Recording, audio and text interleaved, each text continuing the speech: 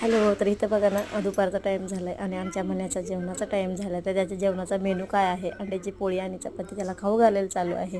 कारण तो असं तर काही खात नाही, त्यामुळे त्याला पेढा, कलाकंद असं काहीतरी आणावं लागतं.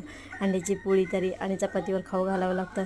तर तरी पण त्यातलं चपातीची नाही ना, तो बाहेर काढतो आणि मेन जे आहे तर तेच खातो. तरी बळं कधीतरी एखादा घास चपातीचा जातो, तशी तर त्याला सवय लावावी लागणार आहे. कारण फक्त खाऊच खातो, दुसरं काही खात नाही तो. त्यामुळे तर असो, इथं ना स्वयंपाकाची तयारी चालू आहे आणि कोबीचे इथं ना कोबीच्या वड्या बनवायला चालू आहे उकडलेल्या. तर इथं बघा, कोबी पहिल्यांदा खिसून घेतले आणि त्यात ज्वारीचं, बेसनाचं आणि तांदळाचं पीठ टाकले आणि थोडेसे तीळ टाकले, तिखट मीठ टाकलं आपल्या आवडीनुसार, कोथिंबीर टाकली आणि ते वाफलून घ्यायला चालू आहे.